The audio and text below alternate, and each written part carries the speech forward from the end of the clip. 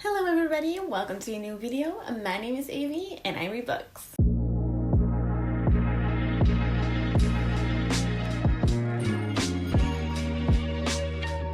And today I got for you guys my May TBR. For the people who don't know how I make my TBRs, I actually make my TBRs with a dice.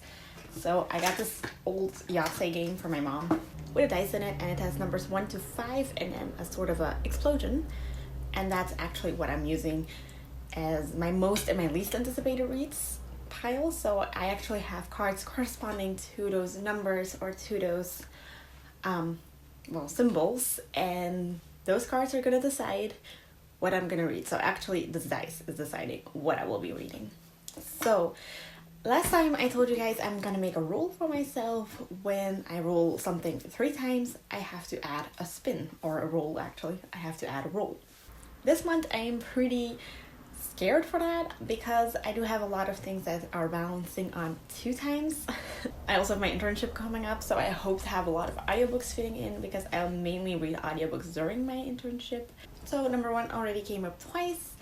Number 1, 5, and the explosion has already come up twice in the past roll the dice TBRs, which means if I roll any of these 3, I have to add an extra roll. I really don't hope for extra rolls because, like I said, I have a busy month coming up. But I am trying to read a lot because I'm really in a great reading mood.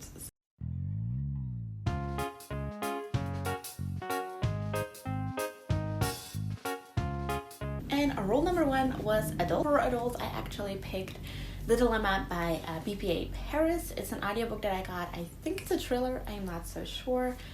I'm not so big on synopsises when it comes to my TBRs because I like to go into books pretty blind. So I do read synopsises before I buy books, and then I more or less never read the synopsis anymore. So I'm not 100% sure, but I think it's a thriller if I'm correctly. And that's all I can tell you. With rule number 1 coming up, it also means that I have an extra spin to go to. So in the end of my normal rolls, I will do extra roll, at least 1 extra roll.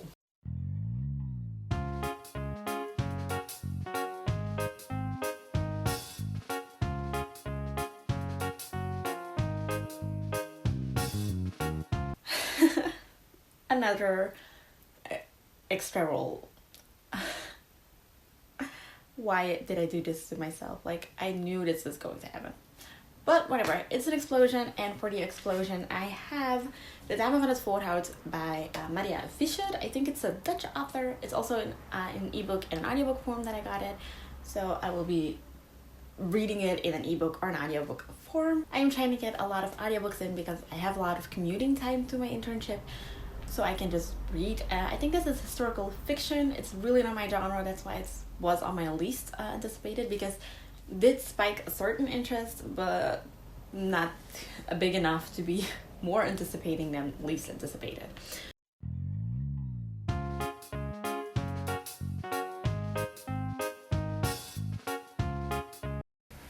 Roll number 3 was a 5, which means another extra roll. One of my busiest months is going to be the biggest reading month, or has to be the biggest reading month. But roll number 3 was most anticipated, and I've been looking for books that I want, and I got actually a book out of a different stack because I need to read this one. Because I really need to read this one, and that is Good Girls Bad Blood by Holly Jackson. It's the sequel to A Good Girl's Guide to Murder, and I loved A Good Girl's Guide to Murder. It was my favorite book of this year for so far. So Good Girls Bad Blood is obviously one of my most anticipated books. Well, most of the books on the front of this shelf are my most anticipated books, but like this is the most of the most. Good Girl's Guide to Murder is actually about Andy Bell, who gets killed by her boyfriend Sal, or at least that's what people say and people believe. Then we're in present day Pippa, where Pippa is actually convinced that maybe Sal wasn't as guilty as people say. She's going on a little investigation for her final project, and that's what it's all about. And this is a sequel to it. I have no idea how they are going to do this because the first book actually ended quite wholesome, so I don't know how they're making a sequel out of this. I haven't read the synopsis because I don't even want to know it, because it's a series I'm reading and I enjoyed the first one really. So why would I even read the synopsis to be maybe even spoiled about it?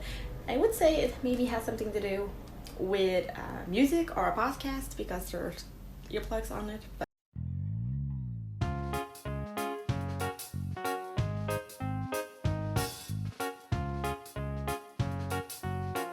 rule number 4 is an explosion, and it's one of my other most anticipated books, and that is 8 Perfect Murders by Peter Swanson.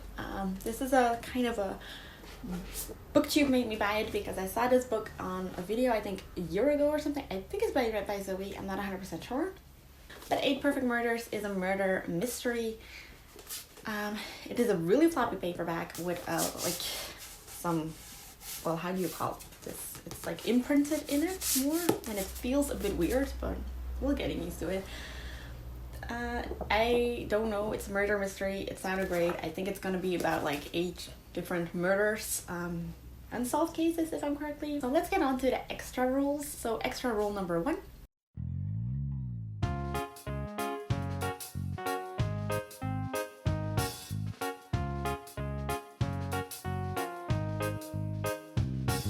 Extra rule number 1 was a 4, and that was historical.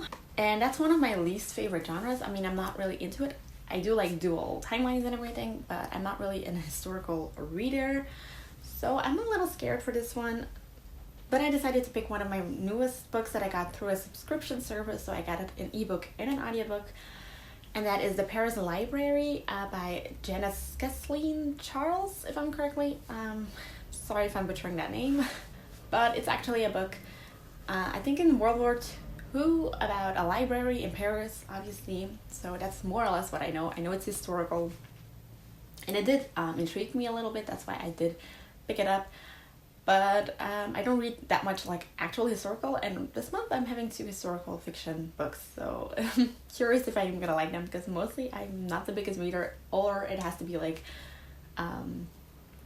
dual timeline, mystery, murder, thriller type of books. Those I like historical, contemporary, and romance, not really, but you know, maybe I find a new joy in historical books. Who knows?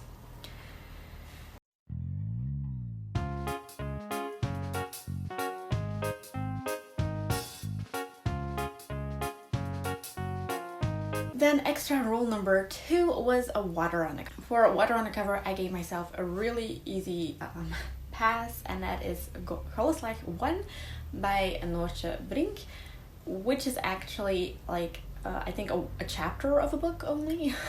It's through a subscription service that I've got, and they're bringing out a couple of chapters of this author. I think it's a Dutch author, and like every couple of weeks there is a chapter for it, and yeah. It's like, I think there are a couple of chapters for it, and I think this is like the first couple of chapters of this book. I think it's only 50 pages long, but I do think I deserve to have a little break and just to read a little small book. And if I like it, I will maybe read the next part, because I think the next part is already out. I don't know if it's every month or every couple of weeks.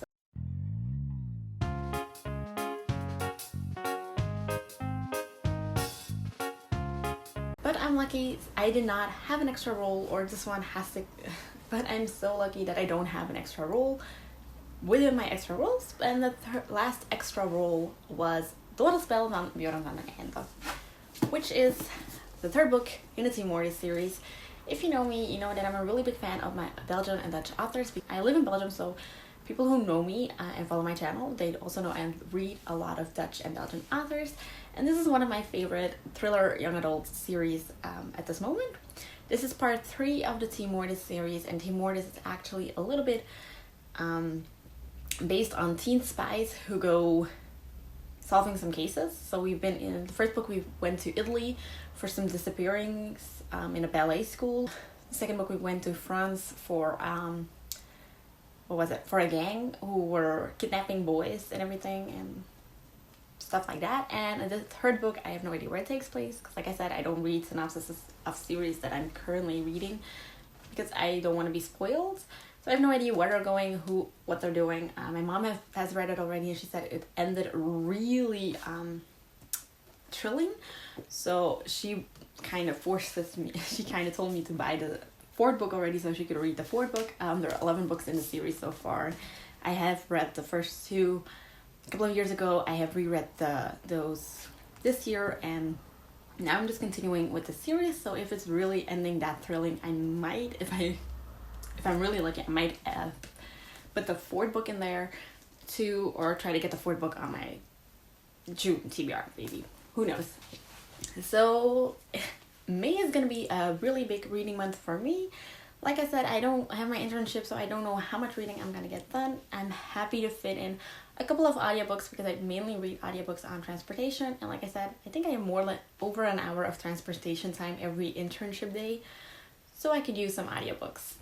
Wow, I just realized, wait, I'm not gonna close out this video right now because I just realized I also have a read along going on for a book called Als de Morgen Begint by Laura Diana, which is a Dutch author. It's the second book in this series, and there is a read along, I think, from the 10th of May to I don't know when. I might participate in that one too, which makes 9 books on my TBR. What am I doing to myself? If you like this video, definitely give it a thumbs up. Leave down in the comments below what your most anticipated read for May is. Hit that subscribe button if you want to see more of me, and I will see you soon. Bye!